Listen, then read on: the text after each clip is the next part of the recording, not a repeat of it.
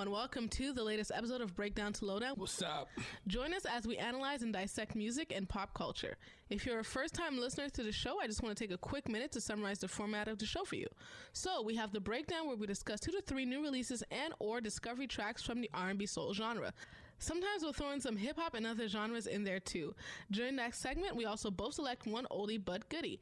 Then on the Lowdown, we get a little messy and discuss urban pop culture happenings. That's where you, as a listener, can chime in and send in your personal opinions and or responses to some of the topics discussed.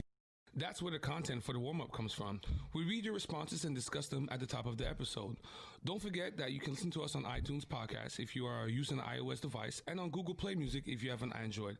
Follow us on Twitter at real_B2L and on Instagram at breakdown2lowdown. Now let's start the warm-up.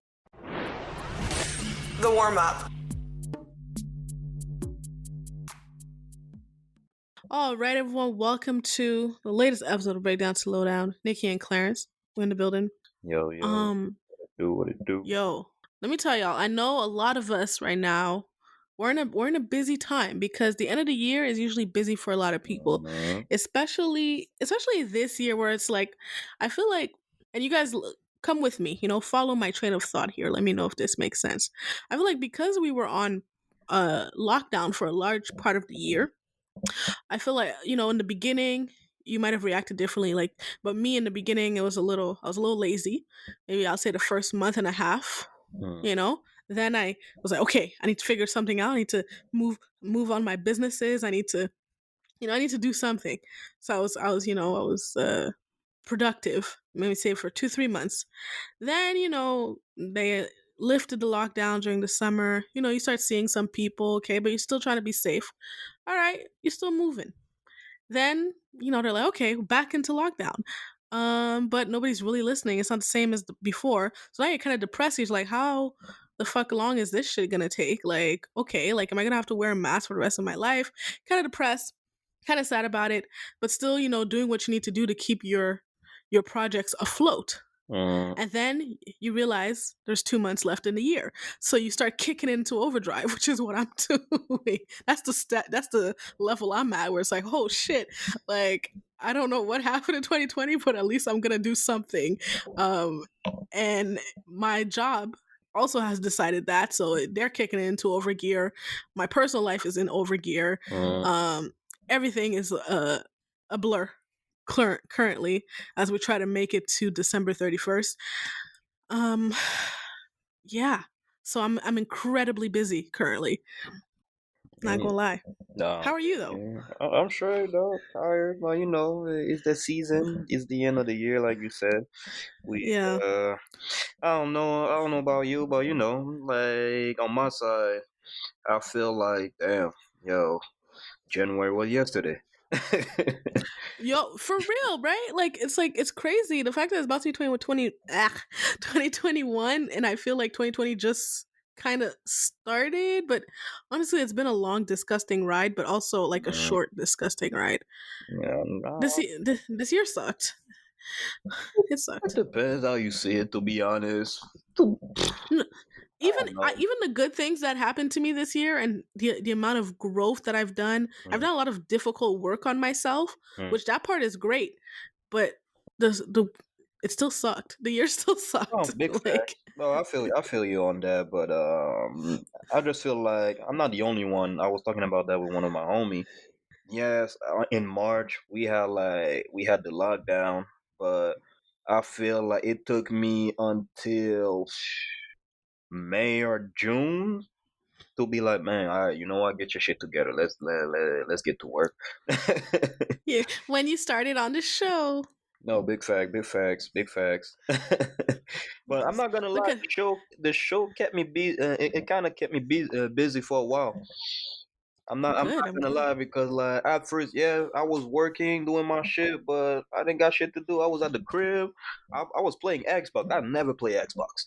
You see how it is? I was playing That's Xbox. true. You don't like video games. It's not that I don't like video games. It's just like I can play. Well, you don't got here time. and there. I can play here and there, but I just feel like, man, it's messing up my production.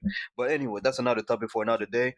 But like, nah, man, I was playing Xbox. I was literally like, everything was locked down. We didn't have shit to do, so people would like Right. low key pull up and just like smoke here and there, and like, I get the fuck out before we get caught. But anyway, but it was Well, literally I'm like the I'm whole time I'm going through glad. Netflix or whatever. But Oh that my was that god. for Y'all like, remember Tiger King, man? Like, oh gosh. Y'all I remember didn't that? watch that shit. I just don't want to watch that shit. I don't know. It I just don't was feel right for my brain. I'm not gonna I was lie. that bored. Oh, I was that bored. Yeah. you were that Yeah. bored? Yep. Yep. And the crazy thing about Tiger King is it was only interesting Yeah. because of the lockdown. Like no other point in my life would I have found that interesting. But because there was literally nowhere to go on the weekend, like, and the shit was weird. Like, cause at the beginning, I don't know for y'all, but I was really respecting the rules. Like, I was in my in my place. So I was like, God, what do I do? And everybody was like, and I was the number one person. I'm not gonna watch that shit. I'm not watching that shit. I'm not watching it. And of course, I put it on and I got sucked into the fucking ridiculousness of it. And then that's the sexy people show. What was that called? Too Hot to Handle. Listen, another show that I would have never watched if we weren't on fucking What is lockdown. that Y'all could. show? Too hard to You handle. didn't. Too Hot to Handle is like this weird dating show. Listen, we Oh, the just. thing on Netflix. Yeah. Oh yeah, yeah. No, I watched a couple episodes. That shit ridiculous, man. That's the one where they lose money if like they kiss or touch or whatever it Yeah, was. Like, yeah, I don't yeah, know. yeah. Yeah, nah, after two episodes, I'm straight. But man, the stupidity we watch when we ain't got shit to Oh my that do. listen, and we digress because we have to move on with the show. Yeah, I know I say this, I say this often, but honestly, for real, today will be a shorter episode. Like I big will cap. zoom past. No, it's not a cap. It's not. It's not because I have a lot of shit to do, guys, and so much so that I'm only going to read one of your comments, so that we can, get on to the breakdown. I'm going to read a comment here from Erica because Erica, honestly, she touched on everything that you guys were touching on. So she kind of encompasses the comments that we're getting What's good from with the inbox. Erica? Yeah, and shout out and shout out to you guys for listening to last episode. Mhm. You guys really appreciated Element and follow us on social media at Breakdown to Lowdown on Instagram, Breakdown the number 2 Lowdown at real_B2L on Twitter, and just search Breakdown to Lowdown on Facebook with the number 2 and not the word 2. Now, Erica says, "Ooh, that conversation with Element was a blessing. It is so important to have knowledge about the industries that interest you. I was very intrigued by the notion of the industry being more relationship based and heading in that direction in the near future. I hope, really hope, that you guys have some further opinions on the Gucci Mane and Young Jeezy battle because it seems like you guys were watching live, but I know you guys might have some further opinions now that the battle has wrapped up. Also, side note, incredible picks from Masigo and Tone Stite. So sad that these types of artists will never get the attention they deserve." Thank you, Erica. Man, Thank you Erica did for her your comment. homework. She really like dissect the whole episode. Like, I like them type of listeners. Erica, salute. Spread the I like word, Erica. though. I hope you spread the word out there. Yes, share with your friend, share with a friend, and rate 5 stars if you can. Um, Erica, listen, I agree with you. I loved the Element conversation. We both, Clarence and I, both really enjoyed that conversation. You can tell when people have a good spirit, just good energy. He's got it. He's that guy. So I definitely appreciated that. Yes, I have more opinions on Gucci and Young Jeezy. We'll talk about the Lowdown. and and for your comment on Masigo and Tone Stith, listen, it kind of when you said that and when I read it in the inbox, I kind of felt an ominous kind of feeling when I read that. I was like, that's kind of sad. I believe you're right, actually, and especially with the Grammy nominations that came out this week that we'll also talk about later on. I kind of feel like some people just won't ever get the attention that they deserve, the recognition that they deserve. Um, I can't really pinpoint why that is. I think it's the way that we consume is weird. The things that I don't know, the things that make it to the mainstream is there are, some heavy gatekeepers Mm. that are ensuring. I don't know, but I can look at an artist like a song like Devotion which is incredibly vocal, based on vocal performance, Uh-huh. and very well constructed. I don't see how it would survive on what's playing on the radio currently. But you know what I figured? Hmm. By talking to people in the industry actually listen to these artists. You would be surprised. At the end of the Yeah. day, I feel like us fans and even the culture in general, we dictate the cool. You know, we say what's cool. It's not gonna Do be the we? brand. Yeah, yo, man. I'll save some of that topic for the lowdown, but at the end of the day, like, yo, numbers don't lie, man. If some artist is dope, they're gonna give them numbers no matter what. And I've been saying that, and I will never stop saying that, man. We one click away right now. So that's Hmm. why it's our homework. That's why I'm saying we dictate the cool. Don't get me wrong, man. Like I'm hype. Whenever I hear some dope music, I share it. I spread the word, man. That's Right. that's the best way to do it. I don't. That's I'm true. not counting on Grammys. I'm not counting on Soul Train Award. Don't get me wrong. Even though it's some black shit, but like I don't count on awards or like some TR. I don't. I know TR doesn't exist, but you know what I mean. Like some TV Yeah, shows, like yeah. oh whatever. Like 106 in Park, like But actually, like, what Six Empire used to dictate the cool. Like well, yo, at one point, and then it became, I yeah, it don't know. became corny at the end, but like at one point, it's like, yo, I used to run after school to listen to watch Rhapsody and 106 in Park because that's where I would So get do my we cool. need some another type of forum like this? Like, listen. Let's save this for the lowdown Yeah. when we talk about the Grammys, because I have questions. All right, guys, let's move into the breakdown. I'm excited about my picks. The breakdown, breakdown.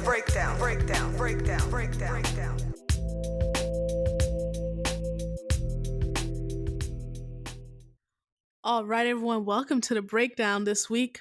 I'm starting off, Mm, and I want to start off with a little different vibe this week. From an artist named Fousheé. Fousheé. Sorry, I don't know how to pronounce that because she okay. spells it, but I'm gonna spell it for y'all. So if you want to look it up, Foushe, and then E with the little accent. Yes, the E with the little accent is the last E. Um, I have a song called Deep End here. It really has a sparse kind of minimalist vibe, but then there's a little beat that comes in. There's a little beat drop that comes in, and you're kind of building up to that moment. I really like this one. It's a little different. Let's get into it and we'll come back. All right. I've been trying not to go off the deep end. I don't think you wanna give me a reason. I've been trying not to go off the deep end. I don't think you wanna give me a reason. Had to come flip the script. Had a big bone to pick. Got the short end of sticks. So we made a fire dead. Let it burn to a crisp. Then that's a short fire flip. She's a boss, she's a bitch. I take that as a compliment. I see him moving real low, but leave him on a high note. Always leave it loyal. Mama raised me thorough. Yeah, better wake up. Niggas on the way up. You ain't finna play her. Shawty gon' get that paper. Shawty tongue rip like razor. Shawty got wit, got flavor. Part of my tits and makeup. Pay her. Dip it and hit that layup. Shawty ain't with them games, yo. Shawty gon' get that paper. Pay her.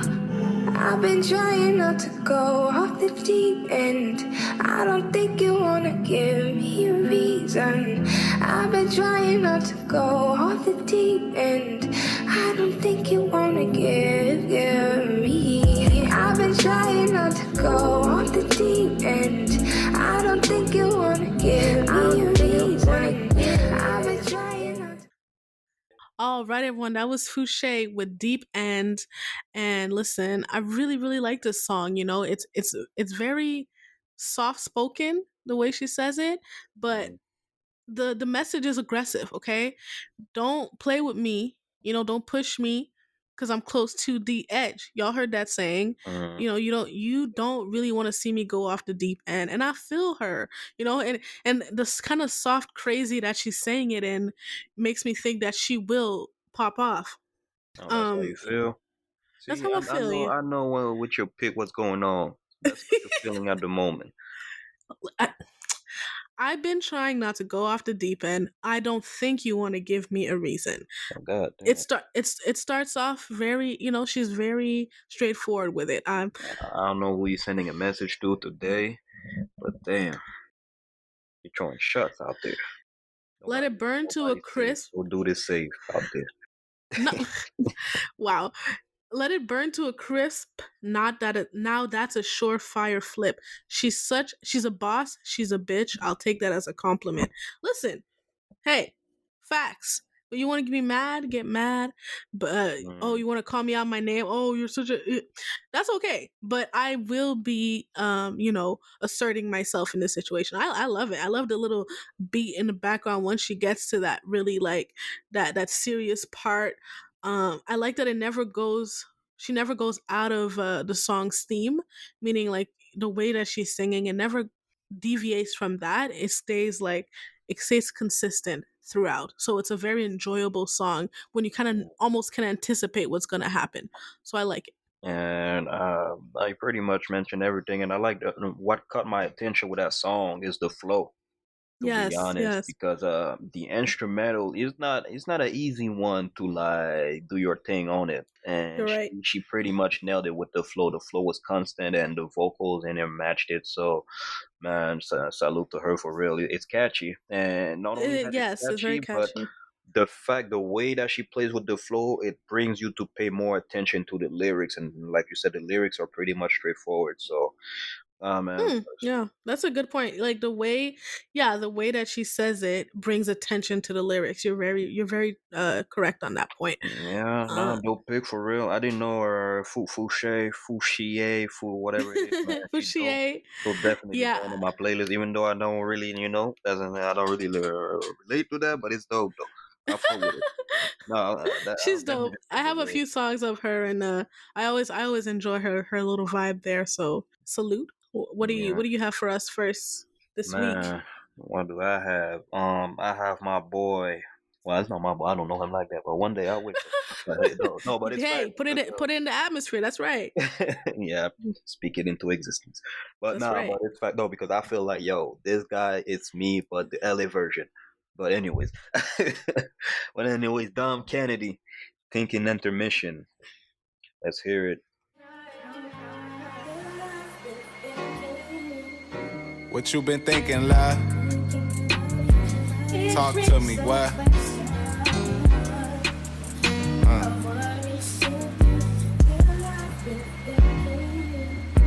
What you been thinking, love? Talk to me, what?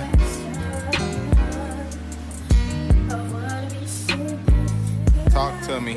I wanna on my storyboard, little baby got it going on. Sweet upper echelon, PSA, the weapons drawn, atomic bombs are real shit. I found me a real chick, someone I could smoke a joint with and talk current events. Her future so bright, this the real deal. Her ponytail tight, pink nails too. I feel like Superman when I'm in the coop. You my Lois Lane, I got no excuse.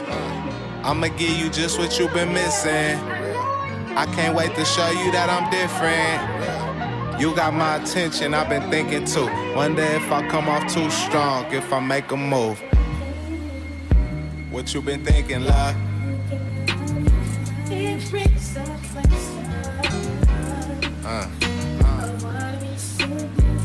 Talk to me, what? What you been thinking? All right, that was Dom Kennedy, thinking intermission. Man, for the people that don't know, first of all, Dom Kennedy. Shout out to Dom Kennedy. Always come in with that dope, laid back music. That's your boy.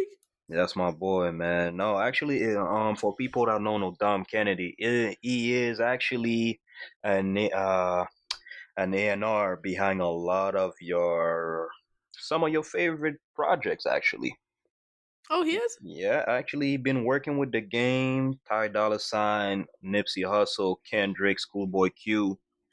Well, he's pretty sexy. Hit Boy is his Mm-hmm. main guy. Just it says everything. He has a lot of collaborative mixtape album with Hit Boy. Hey, boy. Yeah. So nah, this track, man, it's so laid back. Actually, off here, I was talking to Nicky. I'm like, yo, I need to find that sample. Yo, we was looking for that sample. I think we came close, but if you guys have any idea what sample he's using it, let me know, because I found this song. Actually, I found a song he's sampling, but the song he's sampling samples a song, and that's where I was having trouble. Mm. So listen, you get bragging rights if you can send in the correct both samples correctly. I'll shout you out. Nah, but nah, different. This track for me, it's from his last project, Rap and Roll, Yeah. and I feel for me that was one of the standout cuts from the project.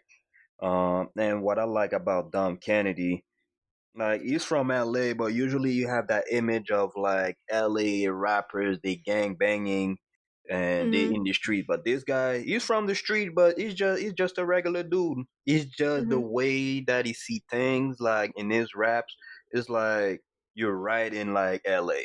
And it's from his perspective, it's from his vision. And the track is about like his half, his other half. Like we all want that. Like at one point, he's talking about the fact that he feels like Superman in the coupe, and he got his lowest lane. So it's relatable. I feel like I don't care what you're saying. You can be the toughest dude or whatever, but you at one point in your life, you want that lowest lane in your life. So I like the way Dom Kennedy raps. That's one of the things I've always enjoyed about him. Like not knowing too much about him, but whenever I hear him, I recognize it because excuse me, girl moment, but his voice is kind of sexy. I don't like, like I was like, okay, so I like hearing it. Clearly, guys, I am deprived. Send help. Yeah, man. Yo, she said it earlier, man. She was stuck at home during quarantine, man. She's trying to be out there. Shoot your shot. Hit the DM, folks. No. I'm back to no. I'm being safe. That's why I'm living vicariously through pictures, and because I'm back to just me, myself, and I currently. Like Beyonce said. But nah, man. But dope track. K, man, dope track, and I like it. To the Rap and Roll. Even to be honest, if you're really trying to be on some Dom Kennedy, the project that I would recommend is Get Home Safely and Yellow Album. If you're a fan of Aaliyah, a lot of Aaliyah sample, so you'll fuck. Well, I really like the song. I like the utilization of the sample. I love when samples are used to their full potential, and this is definitely what he did here. And just the honesty of his flow is what I appreciate. So definitely a notable track. Yeah, so that was my first pick. Cool. For me, secondly, I have Miss Jazmine Sully. Is she dropping a project or something from Philly? Listen, she better. Like I would like it. Like I don't like to pressure artists like this, but like, what are you doing, ma'am? Like, I felt the same way last week about Frank. I understand these people are like, they're those kind of artists that like they need time or something. I don't have the, especially when I know that I'm gonna get my entire life from a project. I don't have that much patience. Like this is years and years. And 2015 was her last project. Oh my God, Jazmine! So you're playing the last single, Lost Ones. It was good. It was a good song. I enjoyed it. But this track I'm about to play, pick up your feelings, guys. This is what I've been waiting for from Jazmine. Here she is. Let's get into it and we'll come back.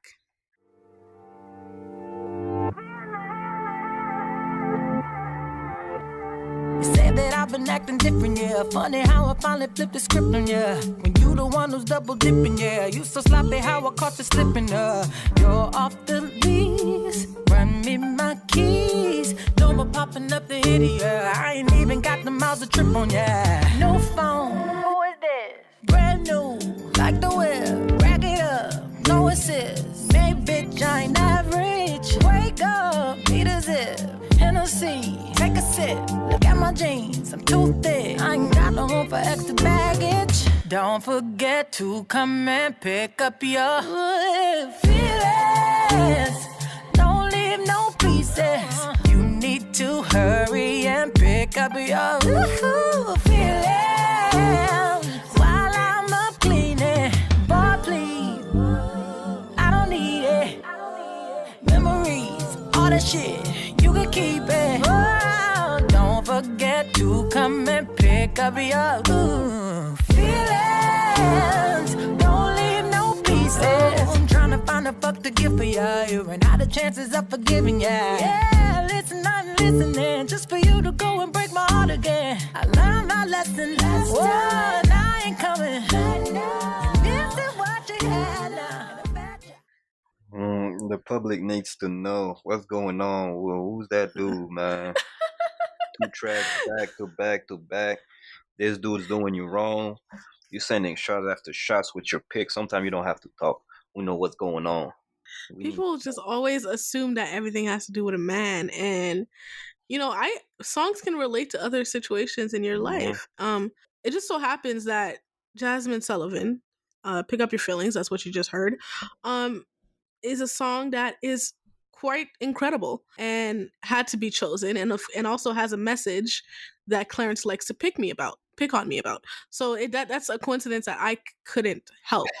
However, it doesn't take away from the fact that this song is exactly, well, not exact, because I don't want to say like I want artists to stay in a box. However, I like when Jazmine is in this bag. It's kind of sad to say that a lot of our female R&B artists, we love when they're heartbroken or when they're bitter, but it just makes for such. That's when they make the best music. That's what I'm saying. It just makes it's such great music, and I just it's a perspective of Jazmine that I've missed in the last few years. It's her songwriting. Her pen is so strong. I've always felt that she paints the most vivid pictures. I think she was on Anderson .Paak's Good Heels, and I remember that just that little excerpt, however you say that word, that she had, it was just so vivid whenever she says it. There's something in her voice that's anointed, in her tone that is direct, and extremely understandable as soon as you hear it. And the way that she plays with melody on this song is very fun. In the verses, say that I've been acting different. Funny how I finally flipped the script on ya. I like the way that she's, using the ya as rhymes, and then, tells him that he's off the lease. Give her keys. She really says, "Run me my keys." She said, "New phone, who this? Brand new like the whip. Rack it up, no assist. Main B, I ain't average." And my favorite lyrics. "Boy, please, I don't need you. Memories, all that shit, you can keep it. Don't forget to come and pick up your feelings. Don't leave no pieces." Don't forget to come pick up. Like, do you know that is one of the most? That is so rude. Like, not even come pick up your shit. Like, oh, you dropped your feelings. Your little heart there. Those little tears that you're. And you're trying to hide behind the shades or the hat that you're pulling down low. Pick up your damn feelings, motherfucker. Like, I love it. Jazmine, I don't know what happened. I don't know who hurt you, but it brought out some great writing. So I'm here for it. The vocals, when you get to I call the second act of the song, the crescendos that are happening, who allowed it? It's like it's almost like, and I don't want to diss Lost Ones, which is her comeback single, I call it, when the artist drops a single after a long time. I don't want to diss that song, but it's almost like, what the fuck was she doing on Lost Ones? Like this is like, yo, it's like she woke up. But I love it. Lost One, I feel like Lost One is just, some artists sometimes, it's not the official singles, or it's probably like they're just trying to see how it's gonna be out there, like test the field, or I feel like Lost One is just a single to say, yeah, I'm still there. Shut the fuck up. That's how I feel about that single. Just testing the waters for sure. I was never big on Lost One, but that one is dope. What do you think about this one? It's dope, but I feel, to be honest, it could have been a cappella to be honest, because like the facts again, it's another song, another pick of yours today that the lyrics are pretty much straightforward, and the way that if you pay attention, the way that the instrumental is set up, it's to pay attention to the lyrics. It's to focus on the lyrics. That's how I feel with this one. Well, Sometimes some songs, the instrumental is not all that. Now, I'm not saying it that gives that one is no, trash no. or whatever, but I loved. it's just a foundation to say, okay, I pay attention more to the lyrics. I, So I actually kind of love this instrumental because it really, for me, it kind of has a Western feel to it. yeah, Um, and when she sings, it's like you kind of like mentioned it a little bit. Like the beat gives way to the punchlines of each line. Like it gives every time she's gonna say the, to ya or come pick up your feelings or whatever. It mm, kind of gives way for that. It gives a space for that. So I like that. And one of like my favorite parts is the way that it creeps in and then it barges in. mm, It's like the person that doesn't, when you're tiptoeing and then it's like, fuck it, this is the moment. This is yeah, what the song does, back and forth, back and forth. Look, creep in on the verse, barge on the fucking chorus, like boom. I loved it. I love that. yeah. Yeah. No, dope pick. That's a lady Yes. joint that's going. Ladies that been going through a lot. I could see that one being an anthem. So hey, that's This is I like the sound. It gives me an idea of like maybe what a new album could sound like sonically. I feel like it's elevated. It gets me excited. It does the job. It's one of those buzz singles. It does the job. It gets people excited for what may be next. So, so what's your second pick this week? a second pick. It's from LA's own again. I'm singing the West Coast today. But sir, Footsteps in the Dark, Part 1 and 2. Are we really sure? Can our love that lasted for so long still endure? Do I really care? Hey, hey, let's talk about the distractions going on elsewhere. I keep hearing footsteps, baby, in the dark. Oh, in the dark. I keep hearing footsteps, baby, in the dark. Oh, in the dark. Ooh.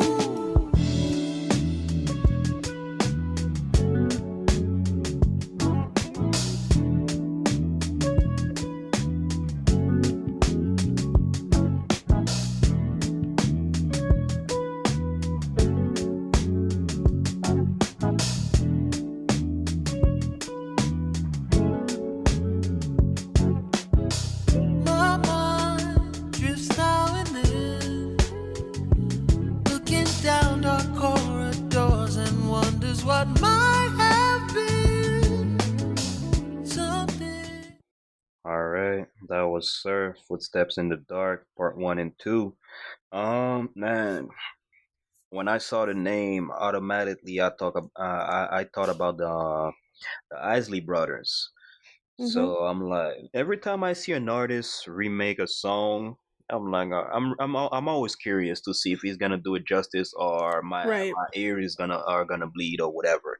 So, but nah, man. Sorry, I have to address quickly before you go on. The worst remake I've ever heard in my life of an artist song was Quincy remaking his father's song "I'll Be Sure's Night and Day." Um, he redid it. I forgot what he called it. Quincy two. He called it Night and Day 2.0 or something. That is the worst remake I've ever heard in my life. Really? It I was think no, it We was Are the so bad. World was the worst one, but anyway, that's another story. No. This was worse. And no, and Quincy, even if you hear this one day, it's okay. Come at me. I'm ready to defend this All right, no because problem. But We Are the World, I still thought it was trash. Like I was the offended. 2009 version. I was offended. Man, I felt some type of. Anyways, but Well, even though what's going on when the Roots.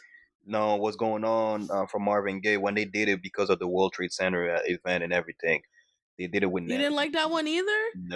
no. Oh, Clarence, you a hater. Okay, just keep going. Keep going with With your Nelly pick. rapping and shit. I don't need that shit. But anyways, but but They didn't need. They did not need. I understand that Wyclef is the Haitian artist. I just don't know that they needed I in didn't that need Snoop 2000. on it. I didn't need T-Pain on it. I didn't. There's a lot of artists I Oh didn't. my god, I did not need the rappers. Facts. Like I don't 100%. know, man. Like yo, leave it as it is. Sometimes you don't need to touch it, and that's why. Anyways, just to close the little topic, but like that's why I was watching Drink Champs, and Nori was like, "Yo, every time an artist comes to me and he show me his joint that a joint that he sampled from me, a classic one, I have no choice to refuse if that shit is trash." It's a Mm, it's like a dark wow. it's like a dark how can I say that, it's like it's just bad overall, like it just doesn't make sense, it's bad for It's his a bad legacy. omen. Yeah, so he's like, nah, fuck it, I'm not clearing that shit. But but I understand. So if I was an artist, there would be a lot of track that I wouldn't clear. But anyway, to come back on Sir, I think he did justice to it. So salute to Sir. Sir always nailed it. Man, I'm ready for another Sir project, to be honest. And actually, looking at it, he worked with the Asley brothers on that track actually. So it kind of Hmm. makes sense that he nailed it. I like the modern twist to this version. I think it's a little bit more bass heavy, and the vocals on it, like man, to be honest, I ain't got nothing to say. He pretty much killed it. Sir, he's just one of those artists, man. I don't even have to worry. If he drops something, I know it's gonna be dope. So I love Sir, and I love the way he emotes. I love the way it's a very natural feel. It seems like music comes to him naturally. You know, you saw those people that really have a deep knowledge and understanding of music. Same as his brother. Um, they have a certain thing that says, you know, I was born for music. That's what they were born for. uh, Uh, and you can see it come across even in the choice to remake a song like this. It clearly it's a testament to your taste in music as well. So I really enjoyed his vocals on that, the way his interpretation of it. Yeah. Okay. Well, guess it's time for our oldies now, guys. My oldie this week, I couldn't. Was having some trouble choosing because I have, as Clarence and Ian likes to say as well, uh, I be getting in my bag for the oldies. So clearly, all the games on point. I No had hate. a lot to. Even though it's innocent love music sometimes. But Listen, I'm not hating though. Actually, it's some dope picks, but sometimes I just feel like it's that innocent, lovey-dovey music. don't hate. It's as long as it's good music. I'm First not of all, even hating actually. Modern Family's on Netflix. I'm Really? sorry. I just saw an ad for it. Anyways, so my oldie, Queen of Soul. You know, can't go wrong with her. Miss Aretha Franklin. Soon, I think there's a movie coming out based on her life, starring Jennifer Hudson. I actually don't know the release date, but I'm excited to see that. We're going to get into a song called Dr. Feelgood, and we'll be back. All right.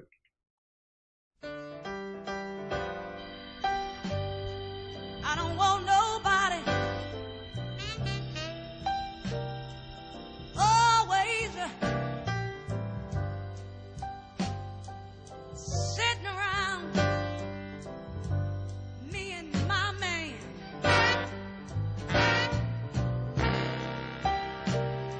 I don't want nobody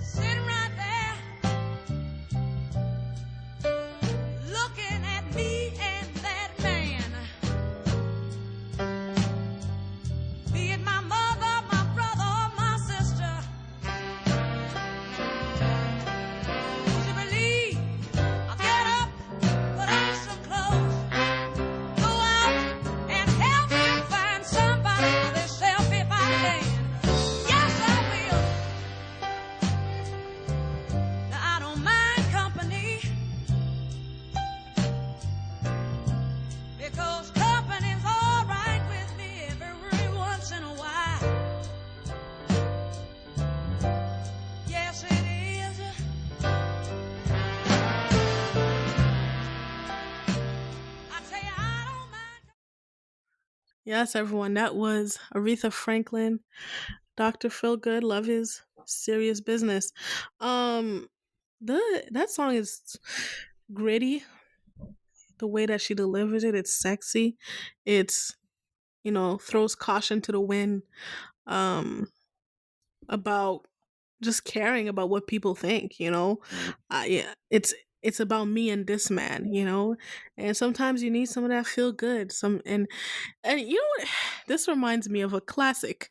For those who know anything about reality TV, you'll know there was this classic moment at one point in the Braxton's history where Tamar said, "If you call him daddy, I know he gets in the panties." It's very Shakespearean almost the way she said this. And it's true.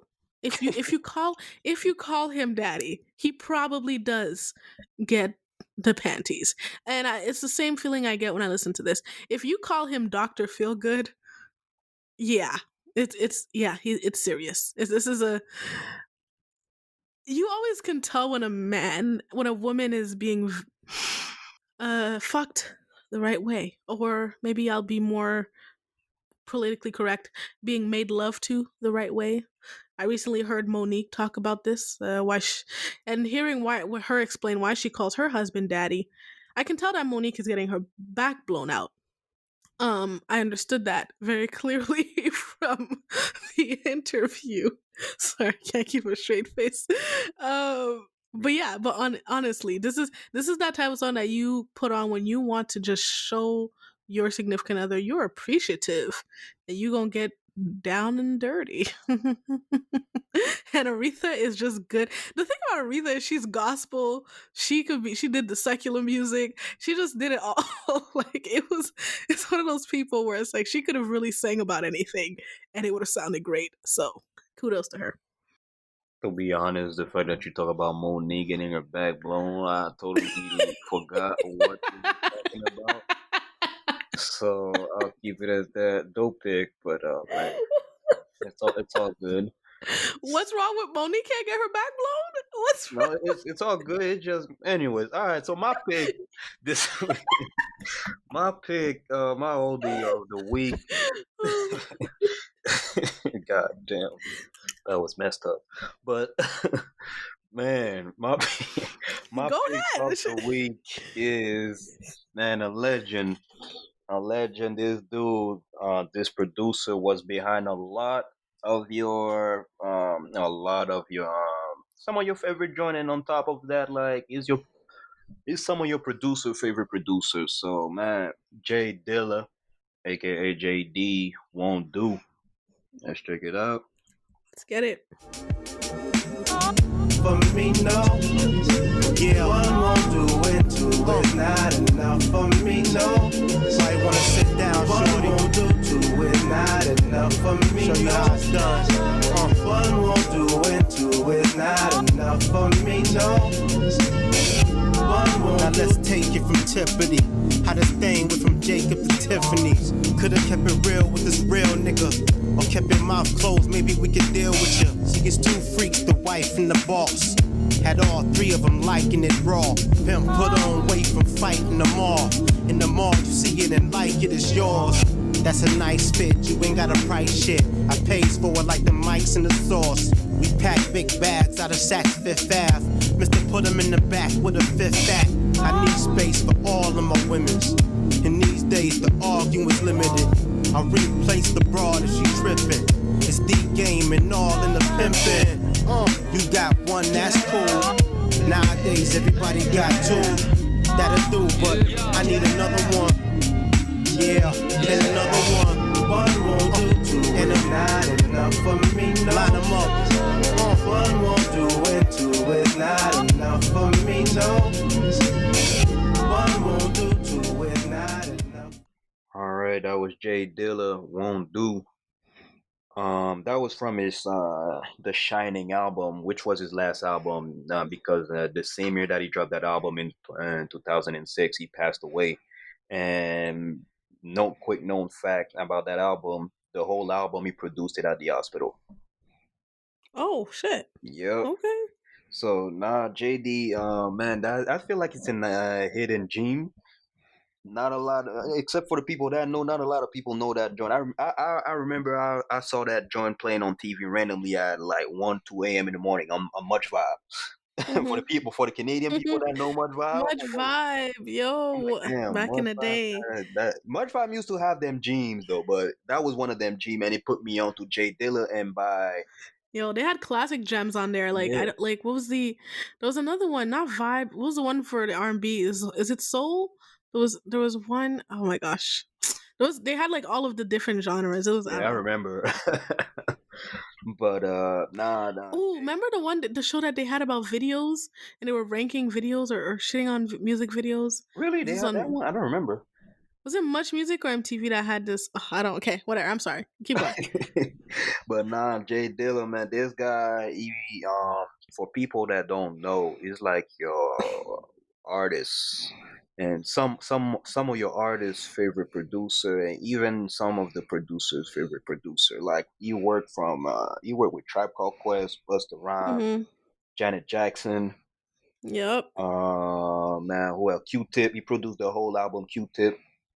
Of Q-Tip. And what's the name of that album? Amplified. What else? There's a lot of artists. Slum Village, Common, Kanye West. So a lot of work from Kanye West. He used to say it in there in his early interviews. It was influenced by Jay Dilla. Okay, So cool, all the cool. sample element and all that, and that song won't do. Matter of fact, it's funny because we talked about Footsteps in the Dark earlier with Sir. Well, Mm-hmm. it's a sample of that. He used that sample actually for that joint. Oh shit. I didn't even notice. Yeah, but Okay, he look at has a you funky way connecting. to he has a funky way to flip samples. So a lot of time you will never recognize a sample. But Okay. Okay. yeah, that was Jay Dilla. Nice. I liked it. I was really getting into it right there. I felt like a G. I felt like a gangster when I was listening to it. Um and it Gangster. was, He's talking about yes. banging a shot anyway. But Whoa. Well, I mean, I felt like it's really more the persona that I was getting yeah, into and the vibe of the song. I didn't really clue into the lyrics too much. But I feel like a but G, I an know since OG. I know you're you fuck with R&B. You produced a joint for D'Angelo. I'll send you that joint. I think I actually know that song. I was just on his I was on his page and I was seeing his credentials. Also I found out the show I was talking about, Video on Trial. If anybody, Oh, my video. Canadians on Much Music, if you guys remember that used to Yo, be they used to so trash fucking the funny. fuck out of videos sometimes. That shit was mad funny. That But used to be so fucking funny. I forgot I was gonna say something else, but you know what? Fuck it. Let's get into our next segment. What are we getting into? the Lowdown. The Lowdown. Memories. But Oh man, but your health check I passed. don't know, man. Like me, yo, even like yo, to be honest, even my exes can tell you that I never go to their room. I'm not into that shit. I'm like, yo, I'm staying in the living room. I don't mind cracking joke with your mom. I'm like, Really? nah, man, I'm just not that type of dude. Like, I respect that because at my crib, when my sisters would come with their boyfriend, or even my brother when he would come with his girl, like we would stay in the living room. Yeah, they would stay in the living room. Like, like even Mm-hmm. for myself, like me, like they definitely older than me and shit, but like I'm part of the well, I'm the last one. So my dad was kind of like, man, all right, I'm gonna let you slide. But even though I still respect that shit, I was never comfortable being with a shorty in my room at my dad's crib. Like if I'm in my at my crib, I don't mind. But even like when I go to my shorty's mom's crib, like I stay in the living room. The Mm-hmm. the only time is if we sleep over there. Like yeah, we're gonna sleep in the same room and all that. But yo, I don't even like do the kissy shit. I don't touch her like that at her mom's. I just respect that. Well, okay. Well, you know what? I am not gonna get into all that. I just know that for me, my parents couldn't say nothing because my brother started bringing, like, I was hiding, because coming from a Haitian household, oldest girl or whatever, only girl, I had to finesse the way I was moving.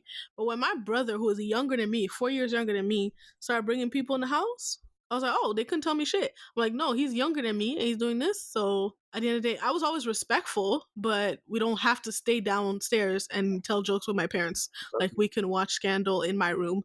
Thanks. No, but don't get me wrong though. When I had the basement after that though, damn, it's about to go down. Jay-Z voice. Like yo, Oh my no gosh. turning back. Oh man, legendary shit, man. Anyways, that would be a topic for another day. Well, But welcome to the Lowdown, everybody.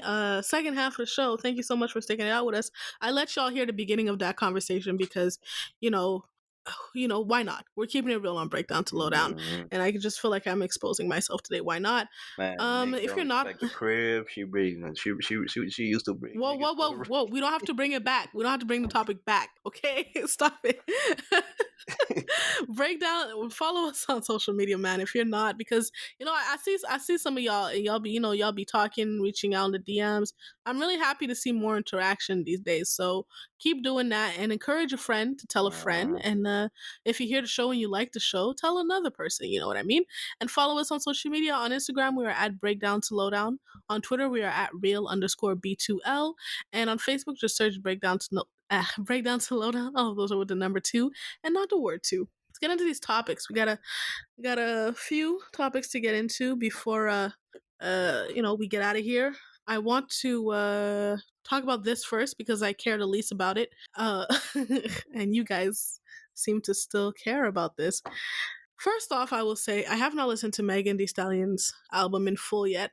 Next. I heard a few tracks here and there. Obviously, the body Audi thing that's taking over.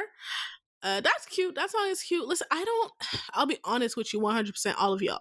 I never got the Megan Thee Stallion hype. I understand that she can carry a tune, a little bit, like she has some flow, but it kind of gets repetitive for me and Megan Thee Stallion. Now, you guys are going to flame me. You guys are going to come for me. But it's okay. I can take the heat. I wouldn't have stepped into the kitchen if I couldn't. But I just never really saw it. So hearing this album, which is her first full-length debut album, I don't know. Maybe I'll reserve my full judgment until I hear it in full. But so far, because a lot of people were raving about it. I'm like, and I heard a few songs. I'm like, this is what y'all talking about? Whatever. Okay, cool. Now on to the mess. So she took the first song off on the album to kind of basically she was addressing the shooting with Tory Lanez that we still know nothing what happens. We still don't know what fully happened. I'll read you guys this story since I don't fully know what happened. But this blog, shout out to Vulture, they know what's happening. At midnight on Thursday, Megan Thee Stallion's former best friend, Kelsey Nicole, dropped a diss track targeted at her best friend, Bussin' Back. The diss track is a direct response to Shots Fired, the first track off Megan's new album, Good News, which directly addresses the July shooting incident involving Tory Lanez. In Shots Fired, Megan mentions Nicole calling her a goofy ass bitch and implying that Nicole is jealous of her success. Watching me succeed from your knees sucking dick, I know you want attention from the niggas that I get. I'ma steak you a side plate. Shrimp, stay in your place, raps Megan on the track. Well, the shrimp has spoken, and she's not pleased with her former best friend. In Bussin' Back, Nicole samples Tupac's Hit 'Em Up and comes directly for Megan. Who I'm taking shots at, bitch, I'm busting you. Kelsey raps at the beginning of the track. Well, I'm not going to read the rest of the dissing. Here's what I will say about everybody involved in this situation still. Kelsey, former best friend, I would want to say that they were never best friends because I feel like people who fall out about these things, they're never really true friends. Tori, Megan, Kelsey, Nicole, Kelsey, whatever your name is. If you guys are not, at this point, unless it's the full 100% truth of what happened, I don't want to hear nothing else about anybody involved in this situation. Like, I think at this point it has to be Kylie that comes out and says what happened. Kylie Jenner. And she's going to have to like put all the dots on the I's. Because you guys are taking shots at each other. Niggas is falling out over this shit. You calling former best friends jealous of your success and everything, which is probably true. People do get jealous the higher you go. But why do I need to be in it? Why is this? I don't know. I guess it's a selling tactic for her album because it's promoting her album well, I guess. I don't know. To be honest, until I don't hear nothing from the court, I don't want to hear nothing from neither her, Tory, or whatever. So I'm, Speaking of courts, well, yes, I definitely want to hear from the courts as well. yeah, Like Clarence said, I don't have we're both nothing kind to of say. checked out from this story. I don't have nothing to But say anymore. I've been saying that. I don't care about like people are gonna say like it's some hating shit or no that it's not even some hate. no, it's not It's hating. just, It's just I don't even care. Like I don't know, man. I just feel like it's weird the way that she's moving and the thing too. I was listening to the Breakfast Club and Charlemagne, mm, was saying that yo, it's funny that when it's us as black media, we wanted to do an interview and all that. You're giving us a checklist of questions we can't ask, but and the Tory incident was in and was included, but when you go talk with Forbes or all the not Forbes on GQ, whatever it is, you're talking about it freely. So I don't know. mm, She interesting. moves any type of, I don't know. It sounds any type of weird. I don't like the way that she been moving. Like right now, it feels like Tory's gonna be Tory. He's doing his thing. He been like that. He's not gonna change. But like, why the diss track? Why talking about your allegedly best friend or whatever? Anyways, who cares? Next topic. Speaking of courts and jail, we I didn't mention this, but you know who officially has a court date and a trial that I will be following? Mr. R. Kelly. You know, they set his court date for April 2021. Nah, The he done. trial date. He done. There's nothing to follow. He done. He won't Ooh, get that. He won't get that OJ treatment. There's the no way the club I want them to let cameras in. Like, I want to see it all the same way they show us when these white officers get off. You know, they can. want to uh, let's show You need you to guys stay get some. trapped. Sorry, You need to stay trapped in the trapped. closet. Oh yeah, definitely. No pun intended. But I want to see the face of this man as he gets punished for ruining the lives of all these young black girls. And a lot of them who, you know, their names aren't even mentioned in the case, but it's kind of bittersweet. I'm like happy that he's finally being stopped, but also like can't believe it took that many people working for him and that many things happening for him to finally get arrested.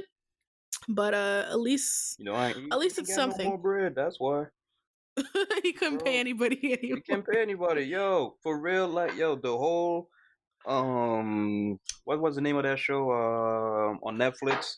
It wasn't on Netflix, but the documentary. You know what I'm talking about. I forgot the name. I don't know what you're talking about.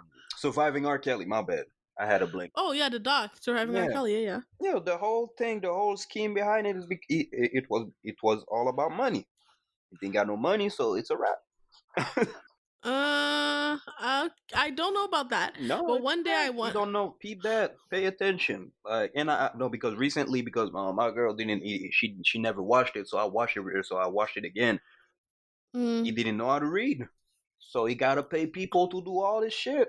oh yeah, yeah, yeah. Well, they stole from him clearly because Exactly. he has to rely on somebody to do everything. That's why, like, as even when Element was speaking to, and your letter that the letter that Erica wrote about being educated in the industries you're in. That's why, like, obviously not as basic as reading and writing. That's real. That those are the most basic skills. But in general, you should have some type of knowledge as of what you're getting into, Mm-hmm. so you don't always have to trust somebody else to do something for you. You To be don't honest, like you don't know because how he to had to read. literally give up control to everything.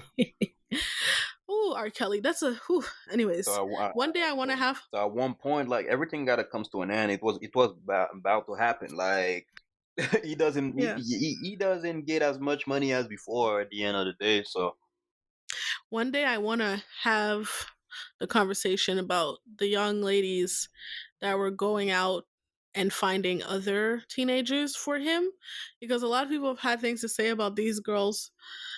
Actually, I kind of want to talk about them one day. We have a new segment coming up that I'll announce, later on. But on that segment, I would love to kind of talk about that perspective of what it meant for him to delegate the Mhm. dirty work to other people. and it's But the same shit too with Jeffrey Hamstein, the girl, what's her name? hmm Maxwell, because I don't know her they name. unsealed the documents from the court. So Hmm. literally, she was doing the same shit. She was getting all these girls for Jeffrey Epstein. So Disgusting. I don't know, and she Well, had the audacity to justify herself. Like it's a rap, girl.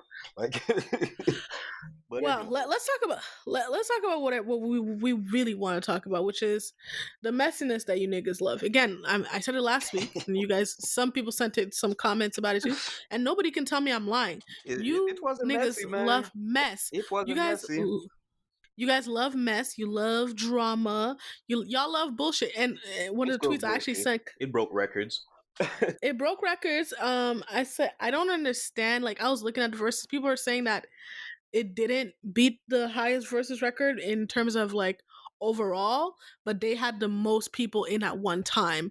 So I was like, oh, okay, But whatever it those broke it, numbers mean. But but it broke all the records. um, Well, Swiss and Timbaland they confirmed it. Like it was okay, they had so it more did. viewers than MTV Award, Billboard Awards, and a bunch of shit. Oh well, that's not hard. Nobody watches those wars, but but yeah, no, because somebody had sent me the views of the Brandy and Monica one, and I actually had sent Clarence some tweets about people were talking about y'all thought that Brandy and Monica energy was weird, and that's what I'm saying. R&B beef is not the same as hip hop beef, clearly. But you know, I'm not gonna judge them like that. Maybe there are some R&B singers that have wanted to kill each other. I don't know. Um, I just haven't heard of Trey Songz and Chris Brown. Well, I mean, there was that wasn't there Chris Brown and Frank Ocean beef one time where it came to blows. I think there was some fist. Really, Wasn't there some fist? Didn't Frank Ocean punch Chris Brown? really.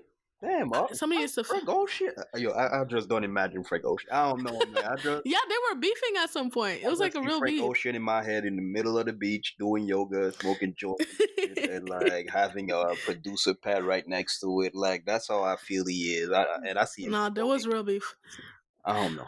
But anyway, so these guys, these Jeezy and Gucci, these are real street guys, um, and the energy matched. It was very, very, very awkward.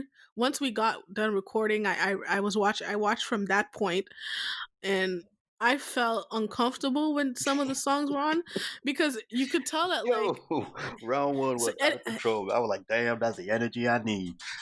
and you can't even bop your head because it's like the other person when the song is playing they can't feel the song too much because it looks weird if you're bopping your head, but you could tell that because it's music, there's music that's on, so the natural reaction of your body is to kind of move, and then one of them would catch themselves like, oh shit, I was tapping my foot, oh shit, I was moving my But head, low key, like at some time it kind of happened. I saw Gucci, like even though like, and even Jeezy, that's the thing. It's like, well, music is good if it's good, it's good is what I'm yeah, you talking, can't deny it. Like at the end of the but day, they were trying really hard. you're talking about two people. They made so icy. I don't care, man. He's one of these track in hip hop. Like everybody's reacting to it.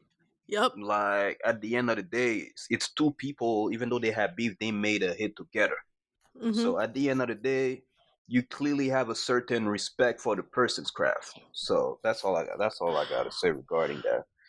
But Well, yeah, I like that they were able to, well, kind of. I mean, it didn't go as bad as it went as well as it was gonna go.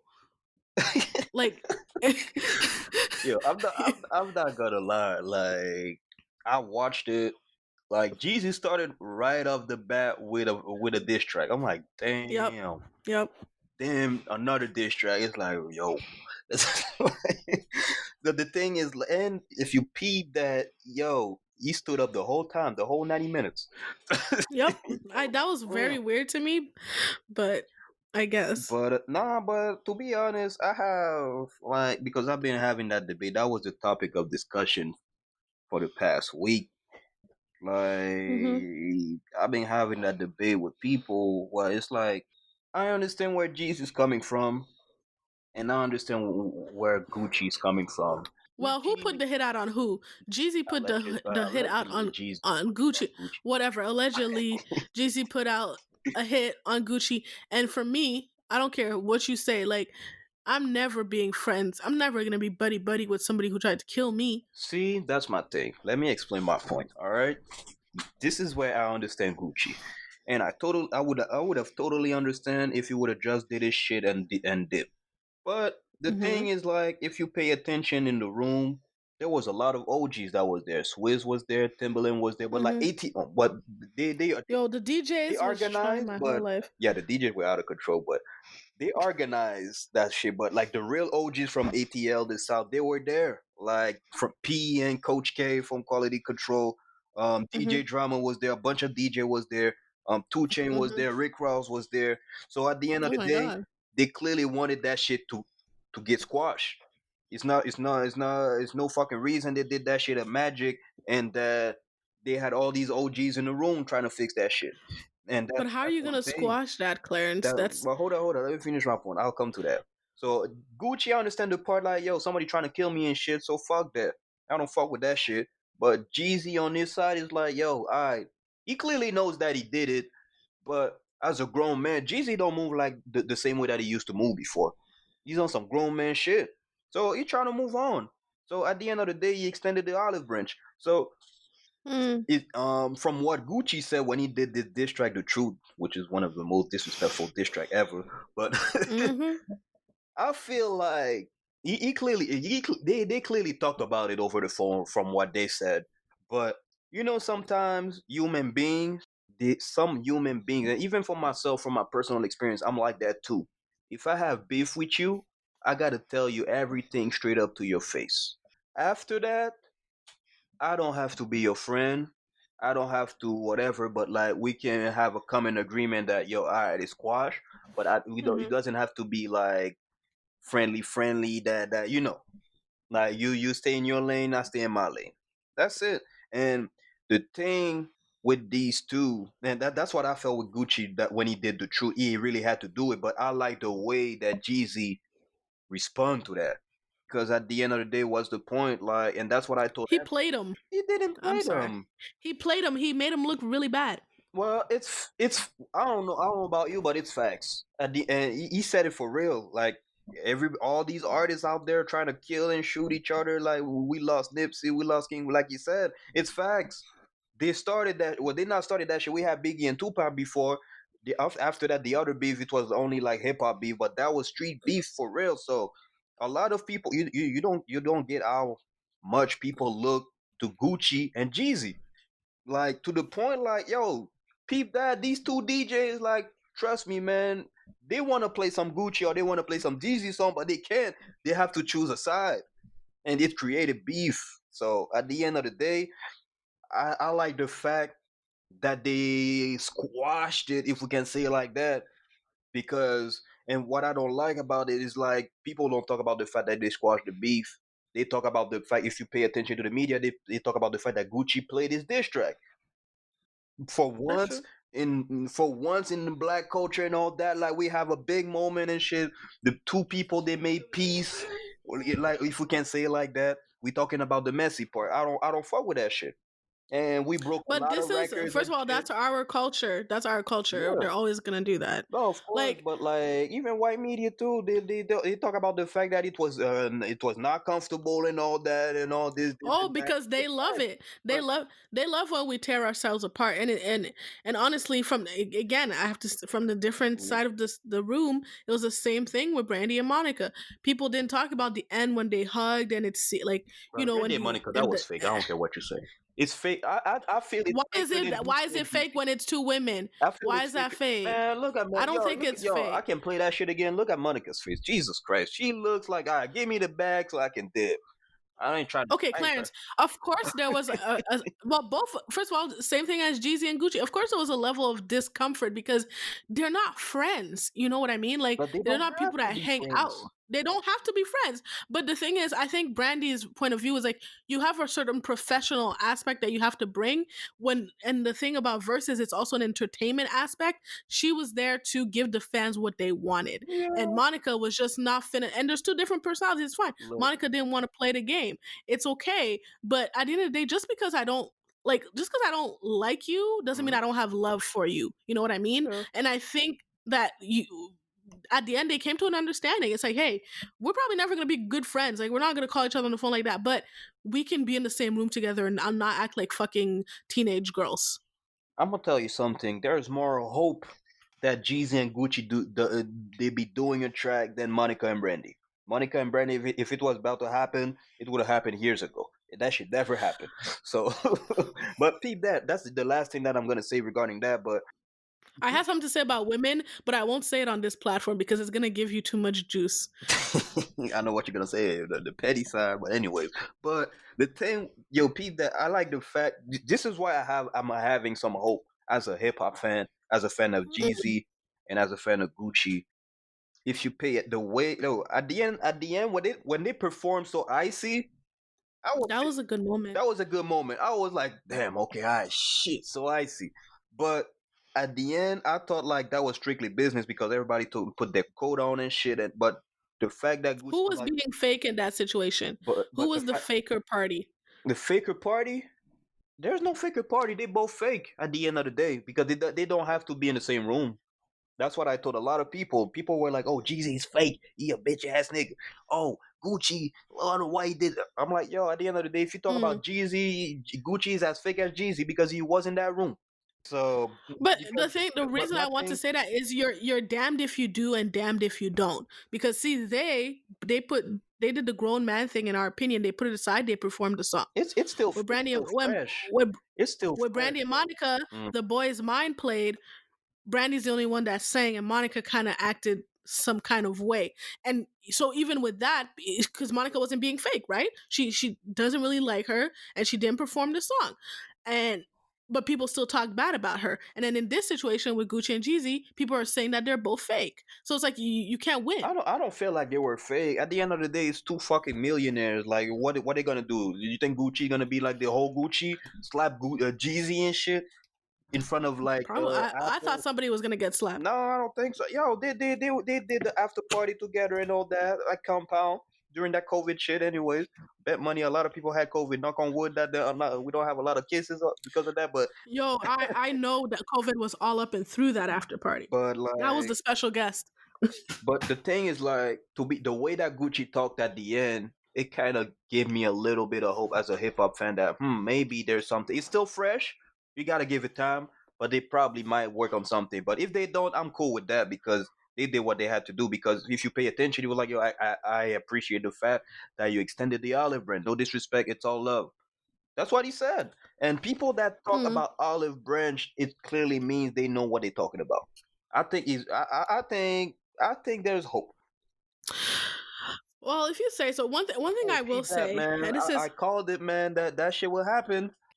that's true. You did say that it would. There is one thing that I mean, I don't want to expose my family too much, but there is in my extended family, there is one member. I really hope they're not listening to this. There's one member who, at one point, put out a hit on another member, and it was through the person that person was dating. It was some men drama. You know, you don't like my man. The man is into some certain activities, so he's like, "Yo, I can take care of that." And it was a thing that tore up that side of the family for a long time. And to this day, I mean, they'll be in the same room together, but there's always this unspoken discomfort that I feel like you can't ever get over when somebody tried to kill you. So No, it's facts. I totally agree with you. Right, I totally agree with you. And to be honest, in life, there's some situation that happened to me. Yes, I said in past episode that I used to be super petty, but I'm the type of guy. Everybody got their own ways to process situation. Me personally, my way to go through it and finally move on, I gotta tell you everything in your face. So I can't be on some fake shit, be in the same room and talk to you or pretending that everything is fine. Like like even you, like you know me now. If I'm not if I'm not happy about some shit, I'll send you a text or I'll call you straight up and be like, look, man, this is what's going on. I don't fuck with that shit. yeah, That's that's who true. that's who I am. Like I never had a hit on my head or whatever, but I could relate to Gucci when he was saying like, "Yo, if we can't keep it straight, I can't do the diss track, the truth, then it's not gonna work." I feel like he had to do the diss track. I don't agree with the antagonizing part where he's like, "Yo, we gonna smoke on some Pookie Low tonight." That was too much, but that was mad. I don't want to laugh because someone died, but like that was mad funny though. But Yep. I feel after he did that, he did all the diss track. I feel like if yo, don't you pay attention? He was different after that. Yeah, I agree. No, It like was I it never was a had a hit. shift. Yeah, it's a different shit. I never had a hit on my head. Like I will never understand your family situation or like Gucci or anybody that had a hit on his head, but and all that. But like sometimes, man, depending of the trauma or like some situation that you've been through, you everybody got a different way to process it or whatever. But like, I encourage people for real to like, yo, if you have beef with someone or whatever, some people they ain't worth that shit. They ain't shit. Mhm. Don't waste your time. It's pure fact. But some people sometimes it's like, yo, man, just talk that talk. You don't have to be friend after that. But like sometimes it's a setback. Like Agreed. sometimes I mean, you're not able to grow from that shit. And I'm talking about from personal experience. I'm not basing myself or whatever happened or whatever. Like from personal experience, mhm, sometimes you just gotta bury the hatchet or you gotta be the bigger man or whatever. Do your thing. Even if you're wrong, you gotta do your thing. mhm. Um, well, you know what? Listen, we're stronger together. Hmm. Clearly, um, it's proof that I think the two last most viewed verses prove that petty beef gets in the way of really making money.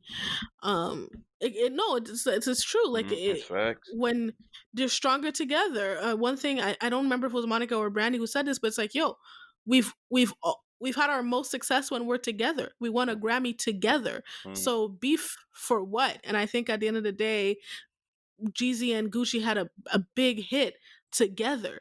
We're strong. We're stronger when we're not dividing each other. You know what I Mm-hmm. mean?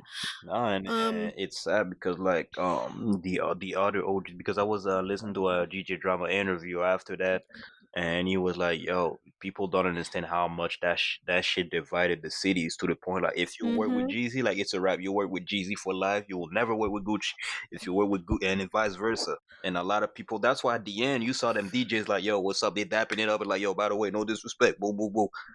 Right, because you It have to say that. yeah, it came to that point, like, yo, and a lot of the younger generation too, like it's like, yo, I wanna work with Jeezy, but man, shit, I don't know if it's gonna blow my relationship with Gucci. That's Right. it came to that point, so it's just the influence that they have. All right. We gotta move on. Yeah, Um, from this topic. So yeah. quickly, I was trying to figure out what can we say that's positive this week. Who can we encourage? There's not much positivity. Now, I would say that one thing that definitely deserves a congratulations. I don't care Mm, what y'all say. This girl is she's winning. She's who on her that? P's and Q's. Uh she deserves a Black Excellence round of applause. Miss Lori Harvey. Um Yes. I see you winning. I see you winning, baby girl. This, Nah, this- I'm laughing because I was telling the other day, like Lori Harvey. I know she fly, but I always have her dad's face. Stop it. So I don't know. There's something blocking when I'm looking at her. But anyways, yeah. Shout out to Lori Who- Harvey. I just see the Shout out mustache. to I Lori didn't. Harvey. She's probably, it's alleged that she and Michael B. Jordan are, enjoying each other's company. Oh, We she. saw them Oh, getting off. damn. Damn. She moving. Oh, She moving like that. She wasn't. At one point, she listen, was with listen. Future. At one point, she Lori's was. moving on up, moving. Listen, I'm so proud of her for escaping Future without a baby. Man, Hendrix. That's a feat. That's a feat in itself because Man, I knew for a fact as soon as she got with him, I'm like, oh my god, here goes baby mama number 7. I was so afraid, but man. she did what she had to do, and she came out She of gotta that. go back to Hendrix, man. Future Hendrix. Now apparently Michael B is sliding in there. I don't, listen. A lot of people had different things to say about this. She moves on too fast, whatever. Listen, the young lady is young. She's pretty. She was with Meek She's Mill too at rich. one point. No. I don't I know. know she was. Lori's been She with Meek everybody. Mill had a bar on her, man. You She was was with saying Trey like Songz. you wish that she was on his Christmas list. Oh, I got Lori Harvey on my wish Yeah, list. wish list. That's That's the yeah. only thing I want for Christmas. But yeah, so she has been slowly checking off her bucket list of men. Mhm. Uh, and I can't be mad at this. She knows that every woman well, not necessarily me because I don't find him all that, but a lot of women find Michael B. Jordan, that's the top. She's had Trey Songz, she's had Diddy, she's had Future, she's had that really fine soccer player dude which she was engaged to. Listen, Lori's been winning, so I congratulations to her. That's black excellence right there. Another black excellent moment that some people are mad about, but I'm confused. Gabby I think I'll just say Gabby Sidibe. You guys know her from Precious Empire. Oh, Precious. She I call her she Precious. I don't know. her name. Well, that's not her name. So she recently got engaged. Really? She's got a beautiful journey. She's gone through a lot of weight loss. I mean, Oh, she really? she looks healthier, yes. And cute little smile, girl, whatever. She looks happy. She's with a white man, and they announced their engagement recently. I think a few days ago.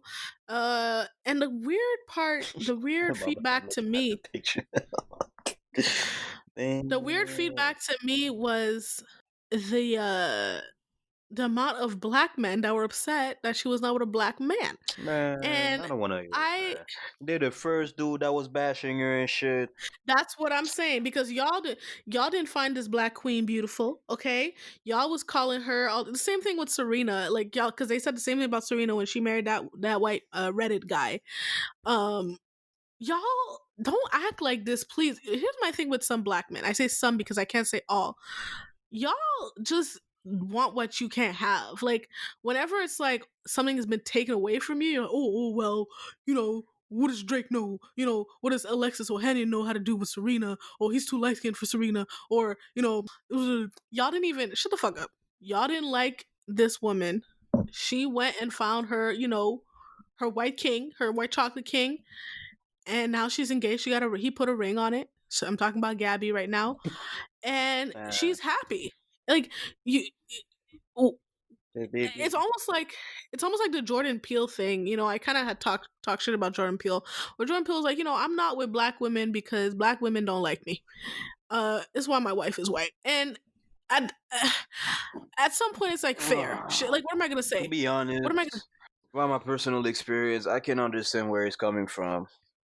As crazy as it sounds, look, peep that. My personal experience, right? I never had issues with black women or whatever. Right now, I'm with one, which I'm happy.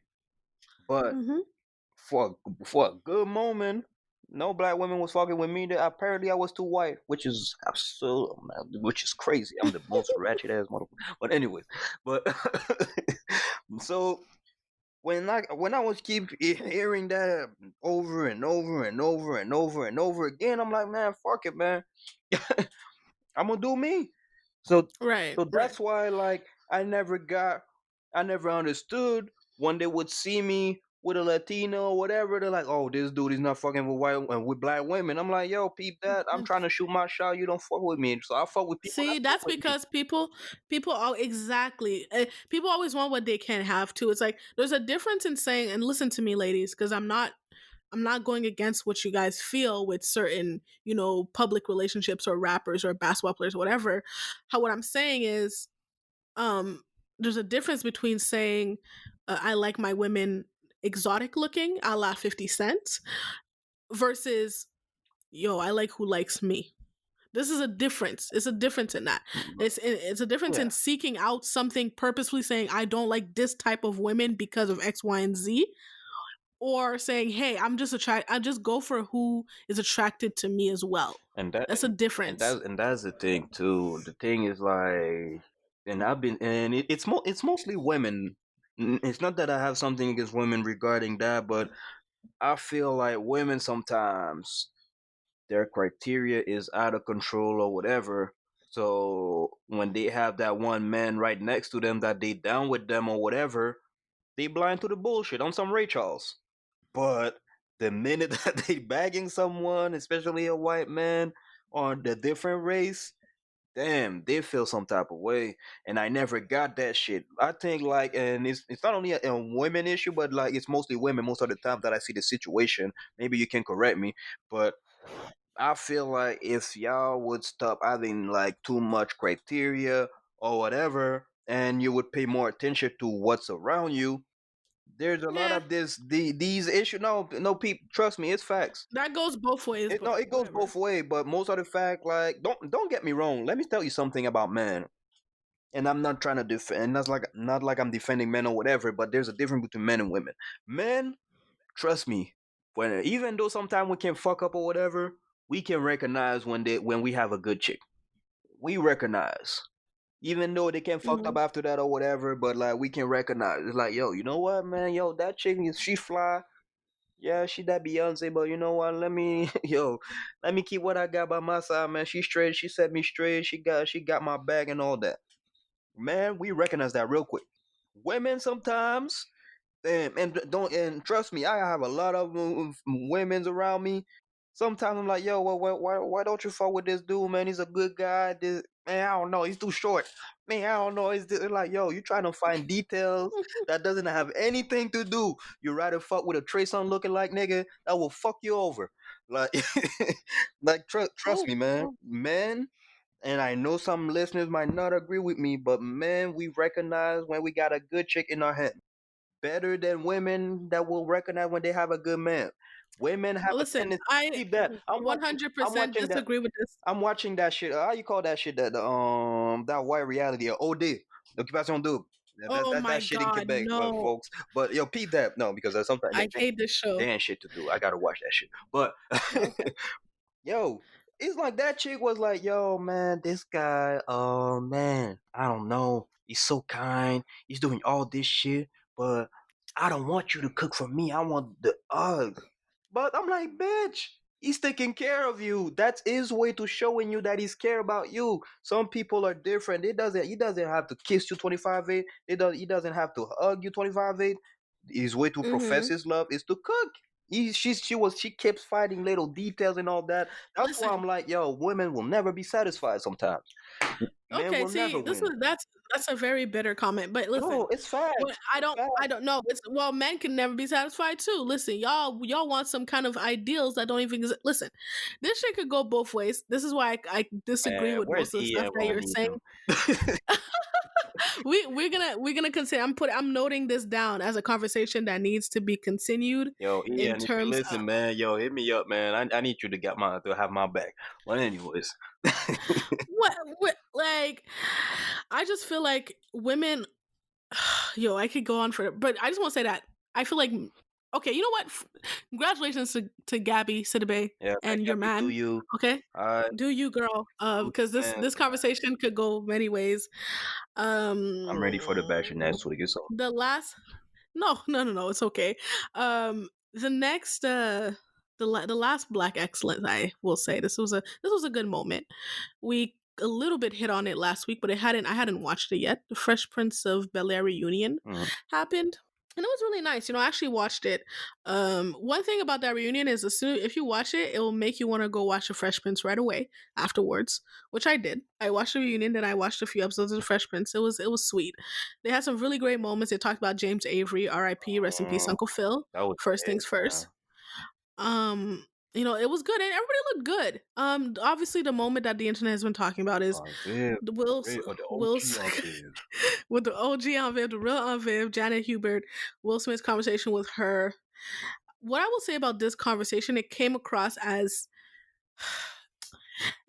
Will was trying to listen to her, but it seemed like he also wasn't trying to take accountability for anything that happened. It felt more like he's just listening to her and her story and how she perceived it, instead of like kind of saying, you know what, I kind of like I mishandled the situation because he was trying to pull off the I was young card.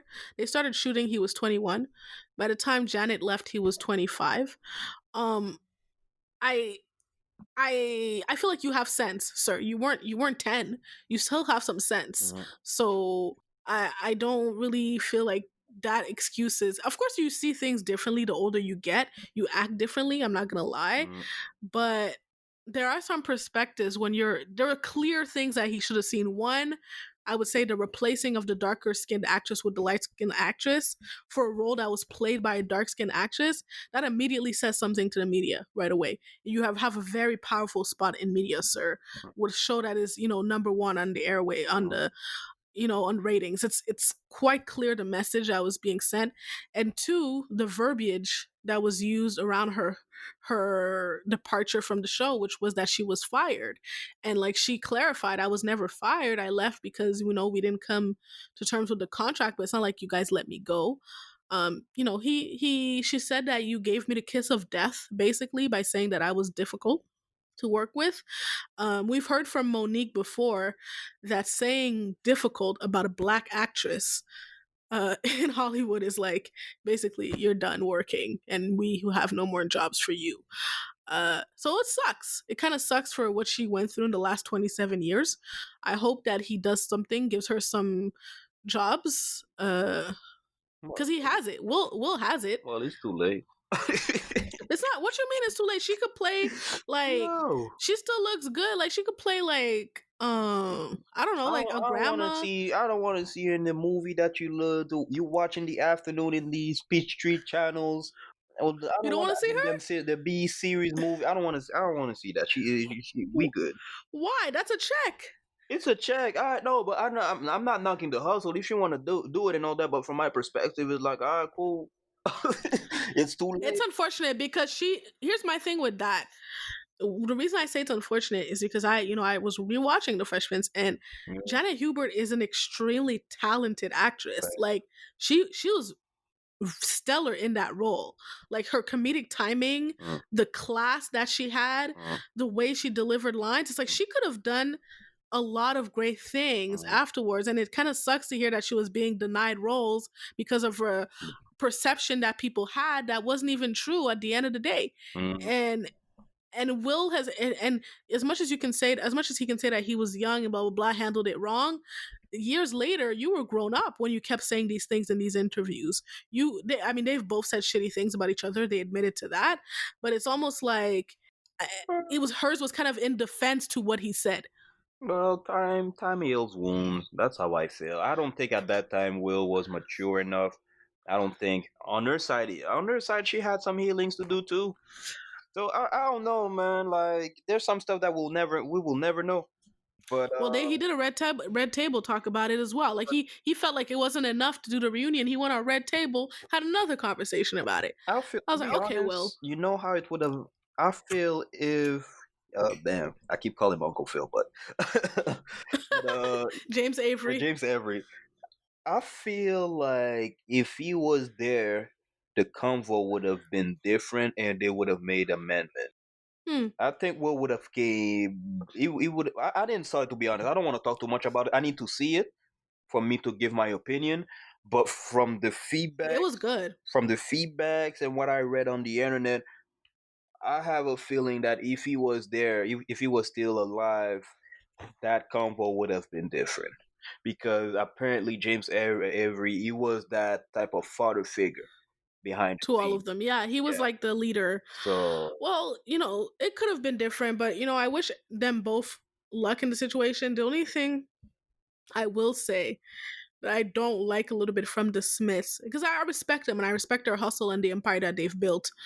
But one thing I don't like is when they have these issues and they bring everything to the red table, it's kind of starting to look a little bit like, it's kind of getting on my nerves a little bit.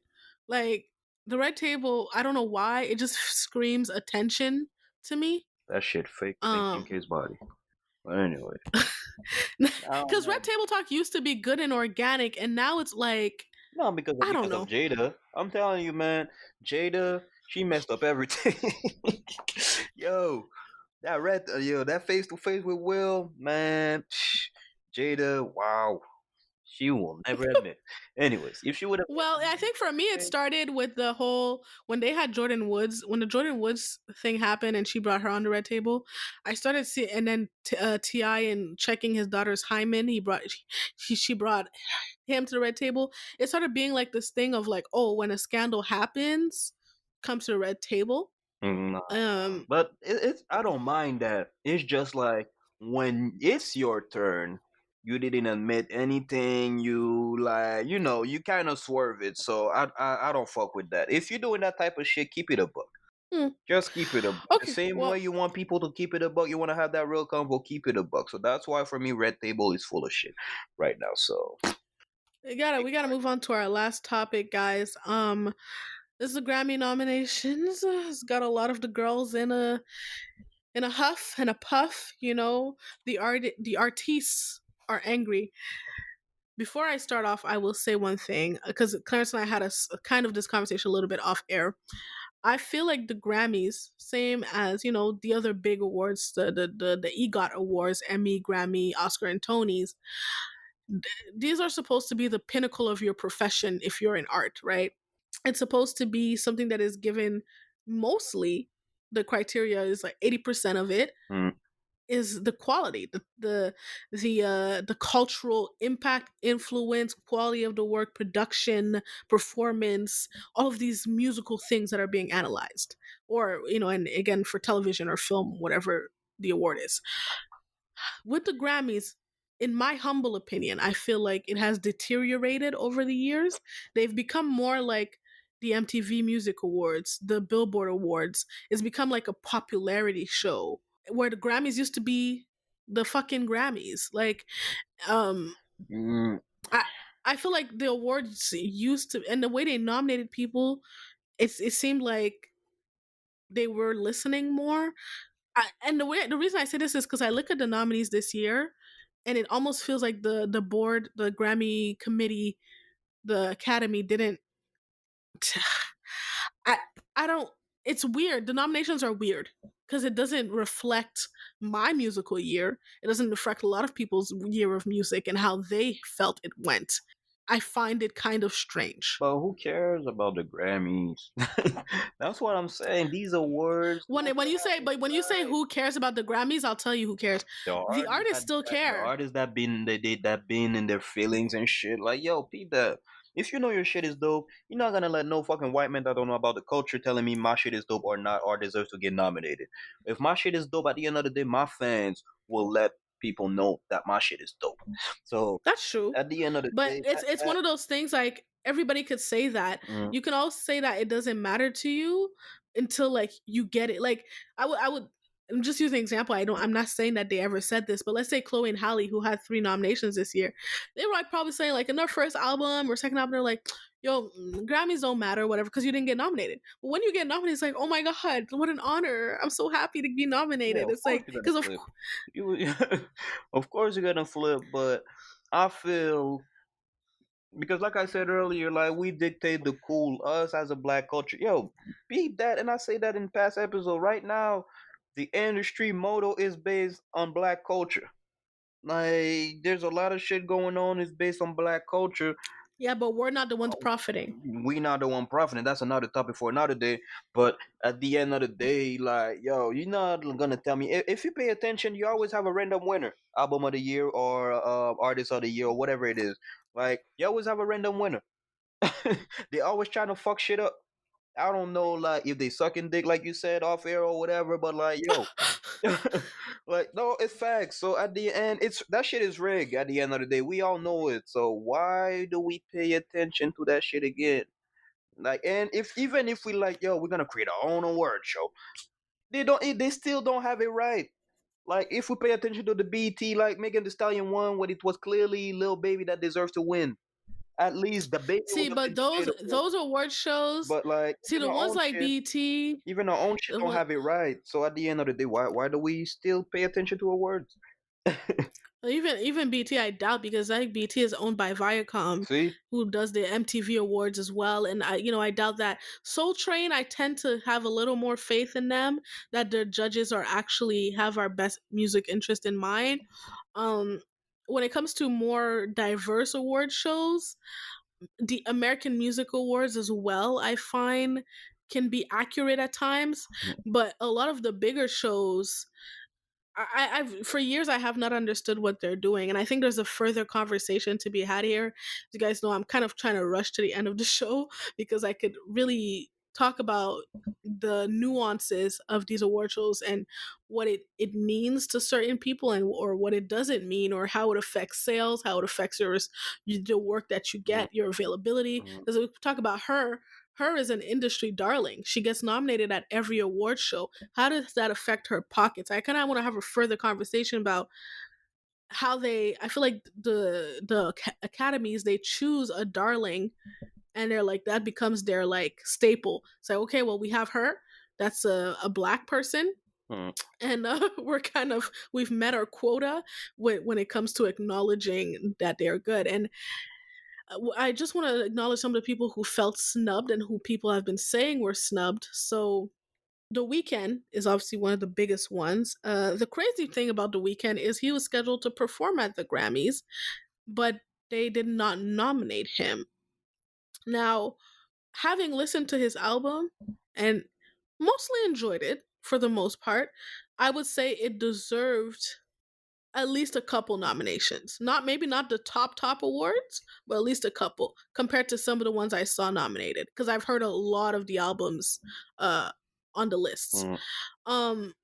Some things I was confused about, for example, Jhené Aiko Chilombo being nominated for Album of the Year is it's a little bit confusing to me, since I've listened to this album. I thought it was really good. I do not think it was Album of the Year. Surprising to me was that Tiana Taylor did not get any nominations. Brandy didn't get any nominations. Very surprised that Kalani didn't get any nominations. So that's what I'm saying. Like, who cares? Like, yo, because numbers don't know. Jay-Z said it: men lie, women lie, numbers don't. So the numbers are The there. problem is we're still giving it value. So as long as the Grammys still have a value, artists are gonna get upset. We need to stop. And it's not. To be honest, I understand where The Weeknd is coming from, but it's not helping when he's talking about it, because it gives it more value. I want to read. And who cares? My bad. But who cares at the end of the day? Some of the most legendary artists never had a Grammy. Never have a Grammy. Absolutely. But the thing is, I think is here's what happens, right? And I've actually heard some artists talk about this.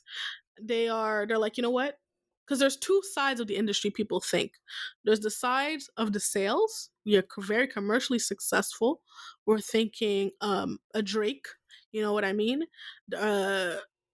Taylor Swift. There's that side where it's like, okay, well, I can release albums or Katy Perry type success or whatever. I will release albums because I want to be on top of the charts. I want to, rule that part of the industry. That's one way. Or the artist will say, you know what? I'm not in it for that. I just want recognition from my peers. I just want to make quality work. So usually the artists that come from that mindset when they create albums, they're gunning for awards. They're literally they're like, fuck it if it doesn't get on a chart, but the Academy will recognize this fucking piece of work. A lot of artists that are not looking at numbers, they model their work towards an award. Like you can even see it with the Emmys. Like some of the performances or Oscars, some of the actresses that win, it's not always the most popular show, but they're like, fuck it, even if I'm not in a good show, I'm gonna be the best fucking person in this show. I'm gonna kill this role and get recognized. Yeah, but the thing is, like, I don't watch Oscars like that. I'm not qualified to talk about movie or whatever. But I think I watch movie enough, so when I see some movie, I'm like, what the fuck is this movie? I never saw this. It's like, yo, I don't know, man. Like, there's that thing too. I don't mind people getting recognized for their work, but yo, when I'm looking at the TV, I'm like, what the fuck is going on? What the fuck is this movie? I don't know, man. Like, we'll never get there was always gonna be a gray zone or whatever. There's no white, there's no black. It's like they don't get it right, man. Well, let me just say a few of the people that were disgruntled.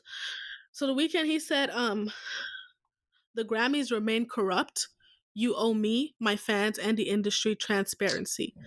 Collaboratively planning a performance for a week to not being invited. In my opinion, 0 nominations equals you're not invited. Okay, he felt slighted in that area. I kind of think it's kind of whack to like ask somebody to perform and not nominate them at all. That's something that I don't like too. These type of artists, especially black artists, they complain about the Grammys, but they don't complain about BT Awards, Soul Train. They're not even in attendance. So, they do. Didn't one of the babies just complained about the BT Hip Hop Awards? Yeah, no, but like a lot of They maybe be not even in complaining, period. attendance. They're always gonna complain. So at the end of the day, who gives a fuck? That's a real Here, people problem. Brandy didn't say anything, but her mother did. Her mother went on Facebook, said, "Hello, everyone. I wanted you to know that Brand's in good spirits. For her to release new music after 8 years, that to me was the biggest reward. And an award God granted her and her fans. Don't be bitter. Let's see where he takes us from here." Now, with that said, I have my own opinions, thoughts, and understanding of how this industry works. Let's just say I'm disappointed, but not bitter, and certainly not surprised. The psychology of the industry, new executives don't warrant much analysis. It once was chess, but not checkers. Miss Sonia Norwood knows a lot about the industry. We know she managed Brandy for a large part of her career. And, she confirms that there are other forces at play when it comes to Grammy nominations. I found it interesting, though, because the R&B nominations, I'm sorry, they confuse me. Also, Beyonce is nominated for 9 awards. You guys know Beyonce is my girl, but I am highly confused as to how that happened. Politics. Very confused. But like, you have to, even with politics, you have to kind of be like, the Grammys have to be finessing now, like, because she released one fucking song. Yeah. Because what, like, how Black Parade too is not. Y'all know how I felt about Black Parade when it came out. It was 9 nominations. One of them is for Black is King for best music film. That's the only one she should have got. See, that's the thing. So I don't know, man. Like, to Who be else was honest, complaining? Justin Bieber was complaining too. the only way that I feel, and then, even though people will still complain, I feel like there should be an award for strictly sales numbers, and there should be now an award for the craft. But people will complain still. We bitching all the time. Justin Bieber was complaining that he's thankful for the fact that his album was nominated, Changes, but he was upset because he deliberately set out to make an R&B album and they put him in the pop categories. Now, this is what you would call white people problems. He literally is like, it's like everybody's complaining, "Oh, I'm not nominated." He's like, "Yeah, I was nominated, but in the wrong category, so I'm upset." And here's my thing: I'm not even dissing the man because he's completely right. I heard that album. It's a absolutely an R&B album, and what the Academy is saying is that Black people make R&B and white people make pop, and they're not even listening to the music. That's it. It's just, I'm not even sugarcoating it. That's exactly what you guys are saying, because Doja Cat has been nominated in fucking R&B categories, and the girl is 100% pop. Doja Like, Cat? Doja Cat is pop. Is pop. She makes great pop music, but she's a pop. I'm gonna tell you something, act. Doja Cat, because I used to listen to Doja Cat when she first came, like 5-6 years ago. She was. I would place her in the R&B world, to be honest. I'll send you some old John from Doja Cat. We're talking about current. We're talking about currently what she's done. Current, it's pop, but she's still R&B. See, that's okay. See, I don't like that because it's almost like, and no, because she can't flip back to R&B in a minute. I don't care, but whatever the project was, if you release do you consider Rihanna pop or R&B? Rihanna is pop. Okay, all right, we agree on that. Like, not just, but like, they will nominate Rihanna in R&B categories all the time. Now, they have influences. Same thing with Beyonce. Beyonce is a mixture, but she can be pop and she can be R&B. Yeah. But when it comes to somebody like Justin Bieber, that new album, I feel like you have to listen to what the project is. Justin Bieber clearly has had pop albums, but this album was R&B. You can't just put him in pop because I don't know. I don't like that. So you don't never have it right anyway. Well, anyway, that's some good problems. Justin Bieber have some good problems. He has good problems. Now, Tiana, let me tell you, Tiana Taylor was mad, and I know we were saying awards, who cares? But I kind of understood Tiana because Tiana's been so overlooked for so long in the industry, even by her own label. It's just everybody, when that album came out, everybody was saying that she had at least a few Grammy nominations on lock. Same thing with Brandy, same thing with Tony, and they didn't happen. Like the best R&B album category, "Happy to Be Here" by Ann Clemens, "Take Time" by Giveon, "To Feel Loved" Luke James, Bigger Love by John Legend, All Rise by Gregory Porter. All men in this category, by the way, for Best R&B Album. Not one female nominee. I found that interesting. And I've heard all of those albums, and I disagree. Bigger Love by John Legend is probably the only one I agree. Even Givian, you guys know I love Givian, but I don't know. agree. Give you on that one. I'm like, he had a big year though. As a he had a Best R&B album? Nah. no, he doesn't. He had a big year, but I don't think he deserved best R&B album, to be honest. But like I said, the Drake stamps help. En tout cas, well, guys, I lied once again. I said it was going to be a short episode, and it wasn't. Told you. So, well, I want to thank you guys for sticking it out with us. And if you guys have any opinion on this award show conversation, on Will Smith's maturity level at 21 years old, Gabourey said to be getting engaged. Any of the conversations that we had, hit us up, breakdown2lowdown@gmail.com. That's breakdown, the number 2, lowdown@gmail.com. Hit us with your personal experience and or opinion of what we just discussed, and we'll read you at the top of the next episode on the warm-up. Make sure you're following us on social media, on Instagram at breakdown2lowdown, on Twitter at real_B2L, and on Facebook, just search breakdown to lowdown. All of those are with the number 2 and not the word 2. And now we'll get into some final thoughts. I'll go first. Yeah, as I think about it. I had one, but it slipped my mind. Oh, go ahead. No, I said I had one, but it slipped my mind, so I'm going to try and think about it while you go. To be honest, I'm so hungry right now.